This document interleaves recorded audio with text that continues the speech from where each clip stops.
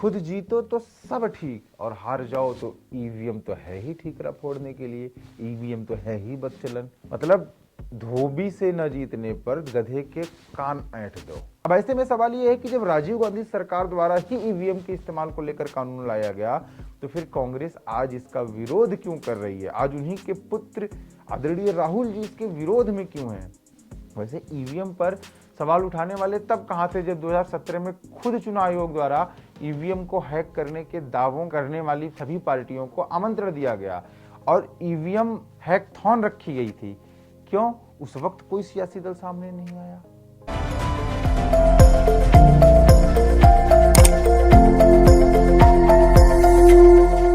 मेरा नाम है सौरभ पांडेश्वर और आपका स्वागत, बंदन और अभिनंदन करता हूं मैं देसी ग्लोबल टॉक्स के इस अंक में। मीठा मीठा गप और कड़वा कड़वा थू, ये कहावत कांग्रेस पर एकदम सटीक बैठती है। हाल ही में आए महाराष्ट्र और हरियाणा चुनाव में जब भाजपा को जनता ने ऐतिहासिक तरीके से अपना आशीर्वाद दिया तो कांग्रेस के पेट में मरोड़ उठ गई और छाती पीट पीट कर कांग्रेस के नेताओं ने ईवीएम का वही घिसा पिटा राग अलापना शुरू कर दिया। और झारखंड के चुनावी नतीजों पर जब सूबे में दूसरी बार कांग्रेस समर्थित सोरेन सरकार बनी तो ईवीएम का यही राग शांत पड़ गया। सवाल यह है कि एक ही मामले में दो नजरिए आखिर कैसे और क्यों? आज बात इसी पर होगी। परत दर परत कांग्रेस की ईवीएम राग को स्कैन करके बताऊंगा कि आखिर क्यों कांग्रेस वक्त वक्त पर ये ईवीएम का राग अलापना शुरू कर देती है और कैसे कांग्रेस अब इस मुद्दे पर अलग थलग पड़ती जा रही है। बीजेपी कहीं भी जीत जाए तो ईवीएम का रोना और छाती पीटना ये इस वक्त कांग्रेस और उनके सिपह सलारों की आदत बन गई है। ज्यादा दूर जाने की जरूरत नहीं है। लोकसभा के बाद फिर हरियाणा महाराष्ट्र चुनाव के नतीजे, उसके बाद ही देख लीजिए कि किस तरीके से ईवीएम पर रोना धोना शुरू हुआ और वीवीपैट से मिलान तक करा लिया गया, लेकिन हाथ लगा सिर्फ घंटा। खुद जीतो तो सब ठीक और हार जाओ तो ईवीएम तो है ही ठीकरा फोड़ने के लिए, ईवीएम तो है ही बदचलन। मतलब धोबी से न जीतने पर गधे के कान ऐंठ दो। हरियाणा और महाराष्ट्र के चुनावी नतीजों के बाद विपक्ष ने तो ये तक कहा कि महाराष्ट्र में फिर से चुनाव कराए जाएं, लेकिन यह कहने की हिम्मत नहीं जुटा पाई या नहीं जुटा पा रहे कि महाराष्ट्र के साथ साथ झारखंड के चुनाव नतीजे भी उन्हें मंजूर नहीं और दोनों राज्यों में फिर से चुनाव कराने जाने चाहिए। आखिर क्यों? वैसे इस मामले पर विपक्ष को सुप्रीम कोर्ट से झटका लग चुका है, लेकिन वो कहते हैं ना कि जिसने ओढ़ ली लोई उसका क्या करेगा कोई। महाराष्ट्र के चुनाव नतीजों के बाद ईवीएम को लेकर आसमान सर पर उठाए विपक्ष को सुप्रीम कोर्ट ने भी तगड़ा झटका दिया जब सुप्रीम कोर्ट ने एक याचिकाकर्ता से पूछ लिया कि आखिर चुनाव हारने पर ही ईवीएम क्यों सवाल उठाए जाते हैं। याचिकाकर्ता के साथ ही विपक्ष के पास इस सवाल का कोई जवाब नहीं था। इसके बाद विपक्ष को एक और झटका तब भी लगा जब महाराष्ट्र के नांदेड़ जिले में प्रशासन ने 75 ईवीएम का वीवीपैट यानी मतदान पर्चियों से मिलान कराया और यह पाया कि मतों में कहीं कोई अंतर नहीं है। इन ईवीएम का चयन सभी दलों के प्रतिनिधियों की उपस्थिति में किया गया ताकि विपक्ष के नेताओं के पास ऐसा कोई बहाना बनाने की गुंजाइश न रहे कि ईवीएम का चयन मनमाने तरीके से किया गया।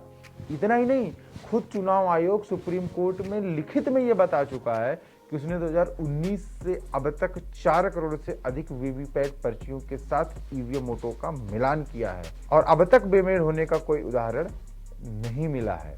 वैसे ईवीएम का एराग भी ढोंग ही लगता है और उसका उदाहरण देखिए कि ईवीएम का मसला उठाकर ही महाराष्ट्र के विपक्षी दलों के नवनिर्वाचित विधायकों ने शपथ लेने से इनकार कर दिया और दूसरे दिन शपथ ले ली। यानी विपक्षी दलों को भी यह जताना था कि वे ईवीएम को विरोध को लेकर इतने गंभीर हैं कि उनके विधायक शपथ लेना जरूरी नहीं समझ रहे। तो फिर कम से कम हफ्ते 10 दिन तो अपने स्टैंड पर कायम रहते भाई साहब। ऐसी भी क्या जल्दी आ गई कि फिर अगले दिन जाके ही शपथ ले लिया। थोड़ा सा ईवीएम के बारे में भी जान लेते हैं कि आखिर ये ईवीएम है क्या, जो हर चुनाव के बाद बेचारी के ऊपर आरोप लगा दिया जाता है और चुनाव खत्म होते ही फिर सारी चीजें ठीक हो जाती हैं। विपक्ष जीत जाए तो ईवीएम बहुत ईमानदार, बहुत पारदर्शी तरीके से चुनाव हुआ और विपक्ष हार जाता है, भाजपा जीत जाती है तो ईवीएम बदचलन हो जाती है। आखिर क्यों? तो ईवीएम के इतिहास को अगर टटोलें तो पाएंगे कि 1982 को चुनाव आयोग ने संविधान के आर्टिकल 324 के अंतर्गत ईवीएम के इस्तेमाल का ऐलान किया और देश में पहली बार केरल की परूर विधानसभा के लिए हो रहे उपचुनाव में ईवीएम का इस्तेमाल किया गया। इसके बाद 1982 से 83 के बीच 10 ऐसे उपचुनावों में ईवीएम का इस्तेमाल किया गया। इसके बाद 1988 में राजीव गांधी सरकार द्वारा संसद में ईवीएम के इस्तेमाल के लिए बाकायदा एक कानून बना दिया गया। Representation of the people act 1951 में एक नया सेक्शन 61A जोड़ा गया और इसके तहत अब चुनाव आयोग को ईवीएम के इस्तेमाल की आजादी थी। 15 मार्च 1989 को ये कानूनी संशोधन अमल में आया और इसके बाद से 1998 से लेकर 2000 तक कुछ विधानसभाओं और 2001 के बाद देश की सभी विधानसभाओं में ईवीएम का इस्तेमाल होने लगा। अब ऐसे में सवाल ये है कि जब राजीव गांधी सरकार द्वारा ही ईवीएम के इस्तेमाल को लेकर कानून लाया गया तो फिर कांग्रेस आज इसका विरोध क्यों कर रही है? आज उन्हीं के पुत्र आदरणीय राहुल जी इसके विरोध में क्यों हैं? वैसे ईवीएम पर सवाल उठाने वाले तब कहां थे जब 2017 में खुद चुनाव आयोग द्वारा ईवीएम को हैक करने के दावों करने वाली सभी पार्टियों को आमंत्रण दिया गया और ईवीएम हैकथॉन रखी गई थी। क्यों? उस वक्त कोई सियासी दल सामने नहीं आया। जो अब ईवीएम हैक करने के खोखले दावे करते हैं, फर्जी वीडियो बनाते हैं, वो उस वक्त कहां थे जब चुनाव आयोग ने उन्हें खुद बुलाया था? चुनाव आयोग ने कहा था कि भाई साहब जिसको लगता है कि आप ईवीएम हैक कर सकते हैं, आप आइए, हमारे दफ्तर आइए, हमारे ऑफिस आइए, हमारे सामने ईवीएम हैक करके दिखाइए, हम इसकी लाइव वीडियोग्राफी कराएंगे, पूरे देश को दिखाएंगे। लेकिन कोई नहीं जा पाया। ये सारे शूरमा तब पता नहीं किस बिल में छुप जाते हैं और बयानबाजी में, उल्टा सीधा बोलने में, ईवीएम को लेकर के चुनाव आयोग तक को कोसने में कोई कसर नहीं छोड़ते। इनकी बस एक सूत्री कार्यक्रम में जीत जाओ तो सब ठीक, हार जाओ तो ईवीएम की ऐसी की तैसी, चुनाव आयोग की ऐसी की तैसी, सरकार की ऐसी की तैसी। हम वही अनंत सिंह वाली बात है कि हम मनबे नहीं करते हैं, इस सारे सिस्टम को ही नहीं मानते हैं ये लोग। खैर आगे बढ़ते हैं वीडियो में। वैसे कांग्रेस का ये ईवीएम राग तब ज्यादा बढ़ जाता है जब देश के बाहर किसी शख्स द्वारा ईवीएम की बात कर दी जाए। हाल ही में दुनिया के सबसे अमीर शख्स और स्पेस एक्स के सीईओ एलन मस्क की तरफ से ईवीएम को लेकर एक बयान आता है जिसमें उन्होंने कहा कि मैं एक टेक्नीशियन हूं और मैं बस इतना कहना चाहता हूं कि ईवीएम से वोटिंग नहीं होनी चाहिए क्योंकि ईवीएम हैक किया जा सकता है। ईवीएम कंप्यूटर प्रोग्रामिंग से जुड़ा होता है और इसे हैक करना संभव है। बस एलन मस्क का ये बयान आया ही था कि कांग्रेस फिर शुरू हो गई कि देख लो अब क्या एलन मस्क भी झूठ बोल रहे हैं। विपक्ष ने एलन मस्क का नाम तो ले लिया लेकिन वे भूल गए कि एलन मस्क का ये बयान अमेरिकी चुनावों के संदर्भ में था, ना कि भारत के बारे में। दूसरी बात ये कि जिस एलन मस्क की बात विपक्ष कर रहा है उसी एलन मस्क ने भारतीय चुनाव प्रणाली की भी तारीफ की थी। सोशल मीडिया प्लेटफॉर्म पर एक्स ने लिखा कि भारत ने एक दिन में 64 करोड़ वोट गिन डाले जबकि कैलिफोर्निया में अभी वोटों की गिनती जारी है। एलन मस्क की टिप्पणी एक्स पर एक पोस्ट के जवाब में आई जिसमें एक न्यूज आर्टिकल की हेडलाइन साझा की गई थी और उसका जो हेडलाइन था वो था भारत ने एक दिन में 64 करोड़ वोट कैसे गिने। लेख में स्क्रीनशॉट के साथ कैप्शन भी लिखा था कि इस बीच भारत में जहां धोखाधड़ी और उसके चुनावों का प्राथमिक लक्ष्य नहीं है, अब ऐसे में सवाल यही है कि एलन मस्क के बयान को आप अपना तो लेते हैं जो आपके एजेंडे को सूट करता है, लेकिन दूसरे बयान पर भारत की तारीफ, चुनाव आयोग की तारीफ पर आप अपने मुंह में दही जमा कर बैठ जाते हैं। अगर एलन मस्क सही बोल रहे हैं तो एलन मस्क तो दो बातें भी कह रहे हैं। एक तरफ भारतीय चुनाव की जो है वो तारीफ भी कर रहे हैं, दूसरी तरफ वो ईवीएम की बात कर रहे हैं अमेरिकी चुनाव के संदर्भ में। लेकिन वही बात है ना कि मीठा मीठा गप, कड़वा कड़वा थू। हालांकि अब कांग्रेस ईवीएम के रास्ते पर अलग थलग पड़ती जा रही है। हाल ही में उमर अब्दुल्ला और टीएमसी के अभिषेक बनर्जी ने इस मुद्दे को सिरे से खारिज कर दिया, नकार दिया बिल्कुल। लेकिन इस फजीहत के बाद भी यह तय मानिए कि कांग्रेस का रोना धोना बंद नहीं होने वाला है। वह कुछ नए बहाने खोज कर लाएगी और वह यह रोना रोएगी कि उसे जानबूझकर हरा दिया गया है। वह खबरों में बनने के लिए कुछ भी कर सकते हैं, नाटक, नौटंकी, और वास्तव में वह कर भी रहे हैं। लेकिन जाते जाते एक सवाल और कि क्या कांग्रेस महाराष्ट्र और हरियाणा के अपने जीते हुए उन विधायकों से कांग्रेस इस्तीफा दिलवाएगी जो ईवीएम की वजह से ही इन चुनाव में जीते हैं, या ईवीएम का ये राग सिर्फ हारने वाली सीटों पर है?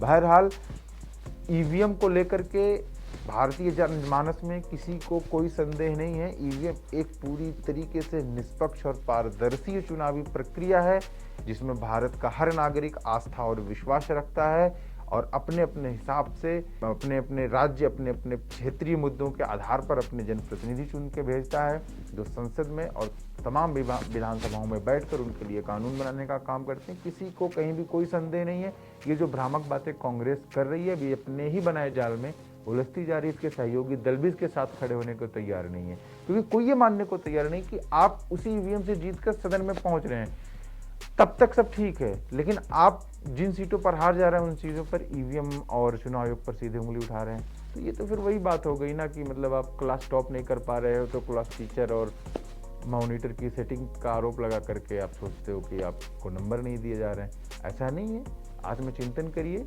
विचार करिए, कहाँ कहाँ कमियां रह जा रही हैं उस पर प्रयास करिए और चुनाव लड़िए। देखिए कोई ना कोई चुनाव आपके लिए भी बना होगा जिसमें आप जीतेंगे।